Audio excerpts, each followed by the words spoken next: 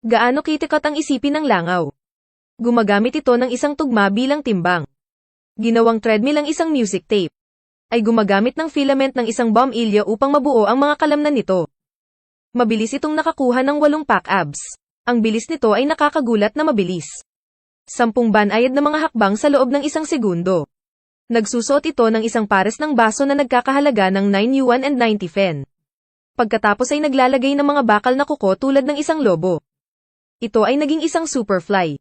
Susunod, hahanapin nito ang kaaway para makapaghiganti. Habang naliligo ang kaaway at hindi siya makakilos, lumapag ang langaw sa kanyang ilong. Pumupunta ito ng sunod-sunod sa kaaya-aya. Patuloy na gumapang sa mukha niya. Pagkatapos ay dumarating ito sa kanyang tainga.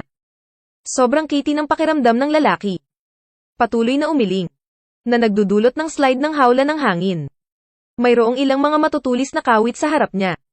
Sa kabutihang palad, siya ay lumingon. Upang makatakas siya sa kapighatian. Gaano karaming puot ang nararamdaman ng langaw.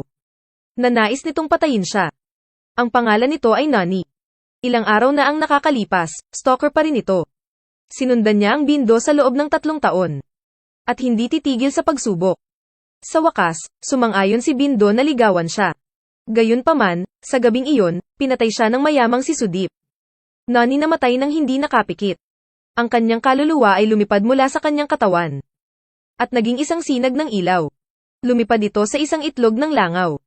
Kinabukasan, sumabog si Nani sa eggshell. Nakatingin sa kakaibang espasyo sa paligid. At ang mga kasama sa tabi niya. Pagkatapos ay nalaman niya na siya ay naging isang langaw. Sa oras na iyon, bumubuhos ang tubig mula sa likuran. Ipinagsapalaran niya ang kanyang buhay upang maiwasan ito. Pakiramdam niya malulunod na siya. Sa oras ng pagpindot, ang kanyang mga pakpak sa wakas ay bumukas. Ngunit may mga panganib saan man sa mundo ng tao. Halos madurad siya hanggang sa mamatay sa ulo ng isang sigarilyo. Muli, halos madurad siya ng isang babae. Sa pamamagitan ng 7781 mga pagdurusa. Pagdaragdag ng aura ng lalaki na tingga, maswerte siyang nagtago sa isang silid. Nakatingin kay Bindo sa harap ng kanyang mga mata. Lumipad siya sa kanya. Kahit na napag-isip ng mabuti ni Bindo, hindi niya malalaman iyon. Ang langaw na ito ay si Nani. Hawak niya ang isang spray ng insekto at sinabog ito sa kanya. Si Nani ay nahulog sa isang dahon, patuloy na nakakumbinsi. Sa kasamaang palad, pagkatapos ay ang sistema ng pagtutubig ay nakabukas. Ang tubig ay hugasan ng fly reactor. Binabalik siya sa buhay. Pagkatapos nito, alam ni Bindo ang tungkol sa pagkamatay ni Nani. Nakaramdam siya ng kirot at umiyak buong araw. Sa sandaling iyon, may ideya si Nani. Lumipad siya sa gilid ng luha. At ginamit ang mga ito upang magsulat ng 3 salita sa mesa. Ako si Nani. Mukha namang nagulat si Bindo.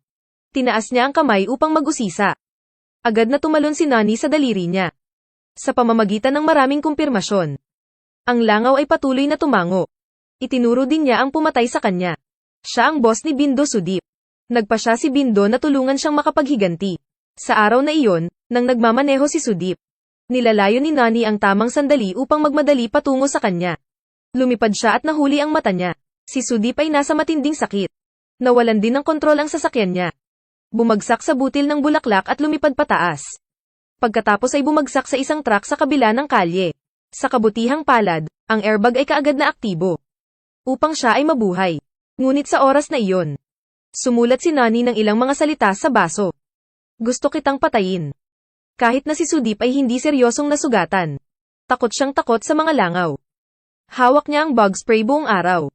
Gayunpaman, hindi niya binago ang kanyang kasabikan. Nang dumalaw sa kanya si Bindo. Panay ang paghawak nito sa kanya. Ngunit una, kailangan nilang panindigan ito. Sa pamamagitan ng maselang katha ni Bindo. Gumawa siya ng gas mask. Ngayon hindi na siya takot sa bug spray. Direkta niyang sinaksak sa mata niya si Sudip. Ngunit hindi ito sapat. Habang siya ay nag-ehersisyo. Sumugod ulit sa kanya si Nani. Ginagawa siyang halos maduraj hanggang sa mamatay ng mga timbang. Nang siya ay nag-ahit. Lumipad si Nani sa tenga niya. Ginagawang halos mamatay ang Sudip dahil sa kutsilyo. Sinuot ni Nani ang mga bakal na pin na dinisenyo ni Bindo. Salamat sa kanyang pinahusay na tubig. Parang nagbago siya. Ang kanyang kapangyarihan ay pinahusay.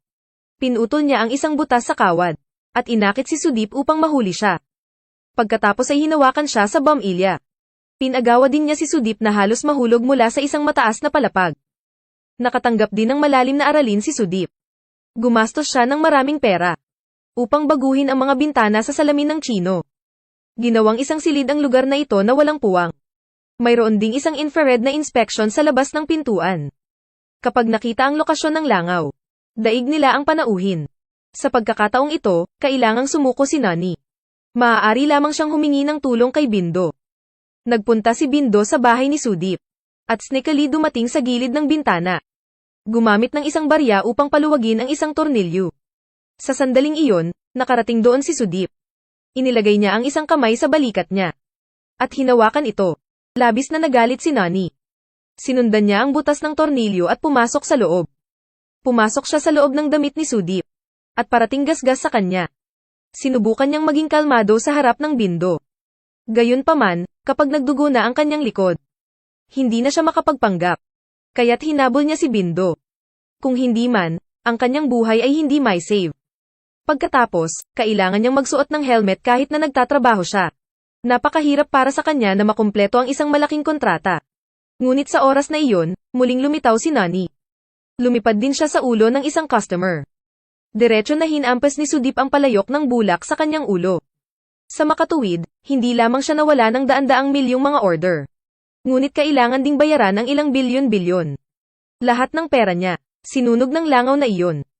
Ganap na gumuho si Sudeep. Dumating siya sa isang Magic Master. Sinabi sa kanya ng Magic Master, ang langaw ay ang kabilang buhay ni Nani. Pagkatapos ay nagsimula siyang gumawa ng mga spell. Umilo ang sahig.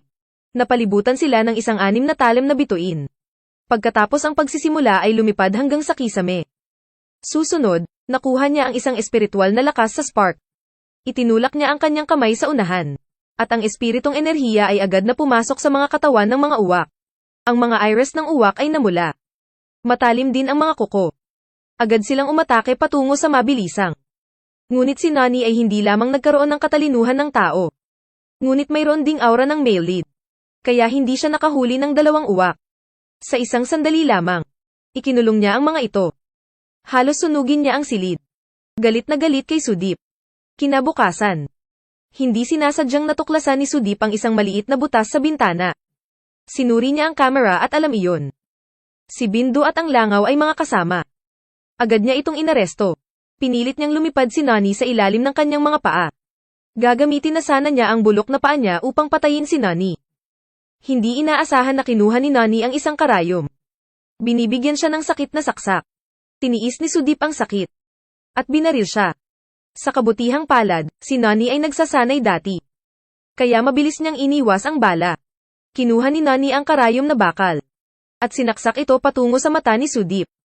Hindi inaasahan, may hawak siyang magnet. Sa kabaligtaran, itinago si Nani doon. Gumamit siya ng isang basong-baso upang putulin ang kanyang mga pakpak. Pagkatapos ay ginamit ang karayom upang matusok siya. Habang tumatawa siya, ibinaon ni Nani ang sarili sa pulbura. Nakita iyon ni Sudeep at nagsindi ng isang tugma. Gusto niyang sunugin si Nani. Ngunit ito ang plano ni Nani. Tumalon siya. Lumipad sa apoy at tumalon sa kanyan. Agad na pumutok ang isang bala sa Sudeep. Sinira din ang tangke ng gas. Ang apoy ay sumiklab at nilamon siya. Patay na si Sudeep. Sa pagtatapos ng kwento, si Bindo ay ginulo ng ilan sa daan. Isang langaw ang biglang lumipad. At nahulog ang pervert. Ngayon ay binago niya ang kanyang balat. At patuloy na pinoprotektahan ang Bindo. Ito ay isang pelikula sa India. Siguro, sa India lang, hinayaan nilang lumipad ang lalaking lead. Kung bibigyan kita ng isang kaibig-ibig na langaw. Gusto mo ba? Sundan mo ako. Dadalhin ko sa iyo ang karanasan sa cinematic.